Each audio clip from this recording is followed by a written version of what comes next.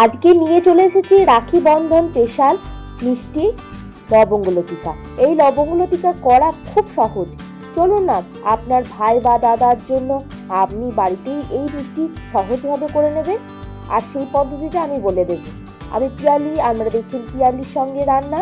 আমি আজকে এই লবঙ্গলতিকা কিভাবে কি সহজ পদ্ধতির দোকানের মতন করেছি তা তুলে ধরবো।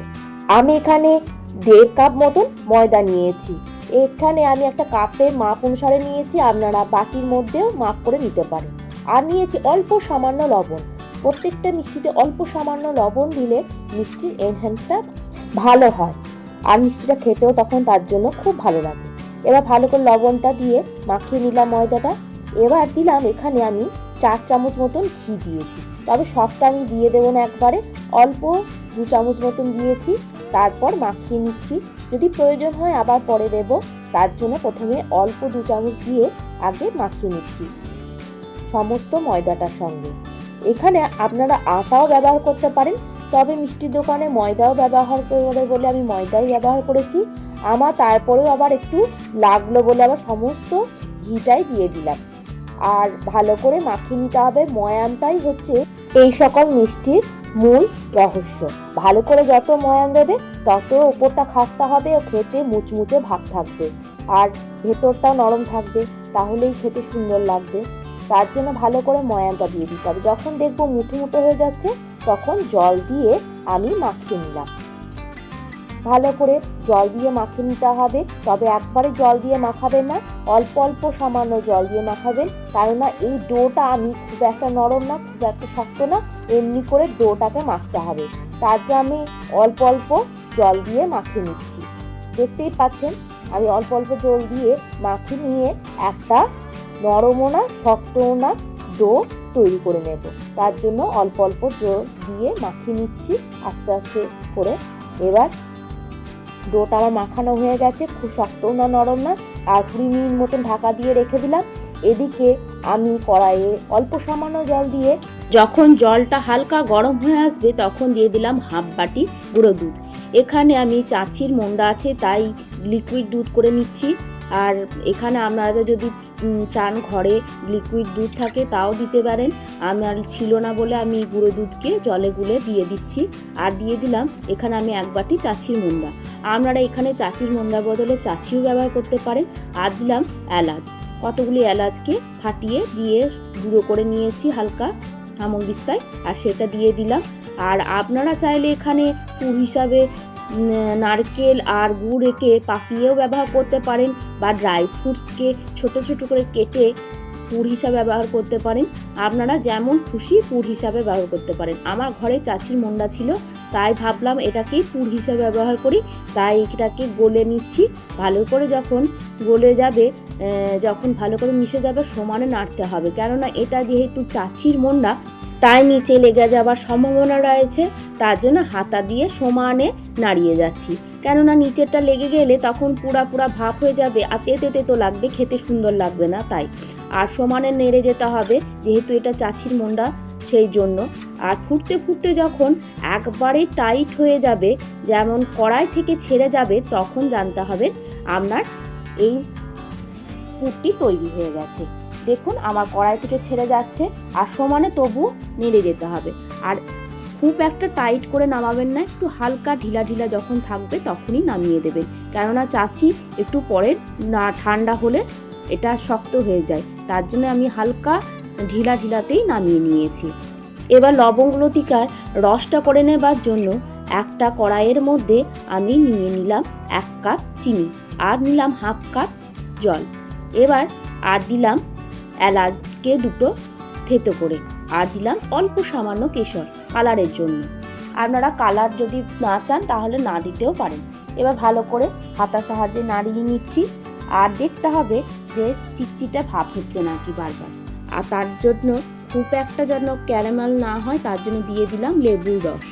এবার দেখলাম যে হালকা চিটচিটে ভাব এসেছে, তখনই নামিয়ে নিতে হবে। বেশি চিটচিটে ভাবের দরকার নেই আমার, এখানে হালকা চিটচিটে ভাবেরই দরকার। তাই আমি এখানে হালকা চিটচিটে ভাবেই নামিয়ে নিলাম। এবং 20 মিনিট পর ঢাকাটা খুলে একটু সামান্য মাখিয়ে নিয়ে আমি এই এইটা থেকে ছোট্ট ছোট্ট করে লুচির মতন করে আমি কেটে নিলাম। যেমন লুচি হয় তেমনি রই করবেন।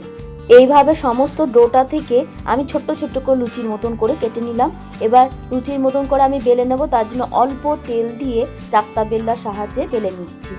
এবার বেলে নেওয়ার পর দেখুন একদম লুচির মতন বেলে নিতে হবে। এবার এই লুচির মধ্যেই দিয়ে দিতে হবে সেই চাঁচির পুরটা। ভালো করে পুরটা দিয়ে দেখে নিন কী করে আমি মুড়াচ্ছি। প্রথমে এক ধার মুড়ে নিলাম, তারপর আর একটা সাইড মুড়িয়ে নিলাম। খুব সহজ এই পদ্ধতিটা করা, মোড়ানোটা। দেখুন কিভাবে মুড়ছি। তারপর উল্টিয়ে নিলাম, উল্টিয়ে প্রথমে এক ধার মুড়ে নিলাম, তারপর ওই ধারটা থেকে ওর ওপর চাপিয়ে দিলাম। এবার এইটা অনেক সময় জল দিয়েও মুখটা বন্ধ করতে পারেন বা হাতে একটু চেপে বন্ধ করে দিলেও হয়ে যাবে। এবার লবঙ্গ নিয়ে, যেহেতু এটা লবঙ্গ লতিকা, লবঙ্গ দিয়ে মুখটাকে একটু বেঁধে দেব। দেখুন কতটা সুন্দর হয়েছে দেখতে, দোকানের মতন পারফেক্ট হয়েছে।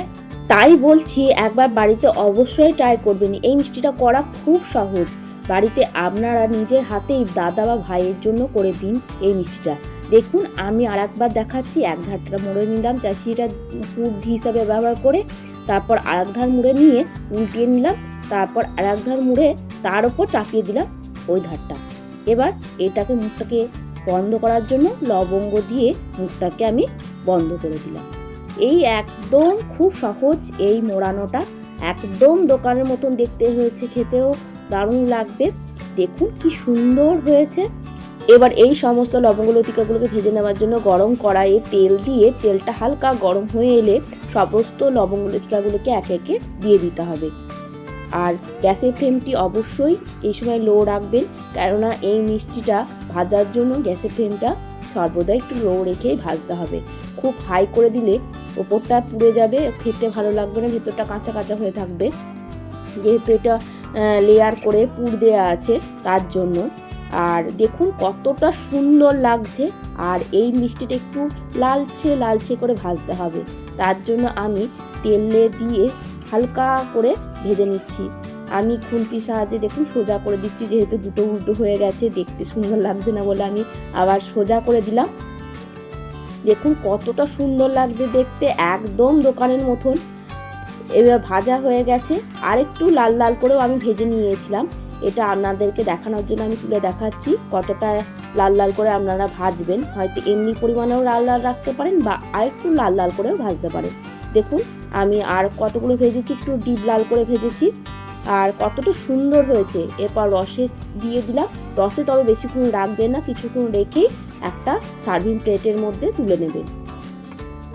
এভাবে আমি সমস্ত মিষ্টিগুলিকে রস থেকে তুলে নিয়ে ওপর থেকে সাজিয়ে দেওয়ার জন্য একটু রাংটা দিয়ে দিলাম।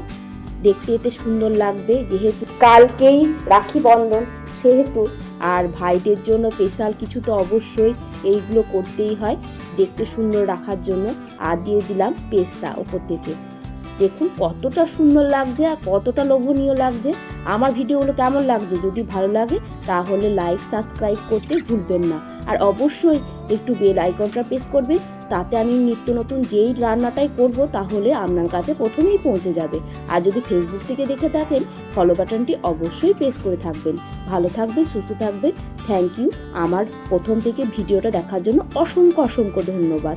আর একটা কথা, আমার ঠান্ডা লাগার জন্য গলাটার একটু প্রবলেম হয়েছে, তার জন্য সকলের কাছে সরি আমি চাই নিচ্ছি, দুঃখিত আমার গলাটার প্রবলেমের জন্য।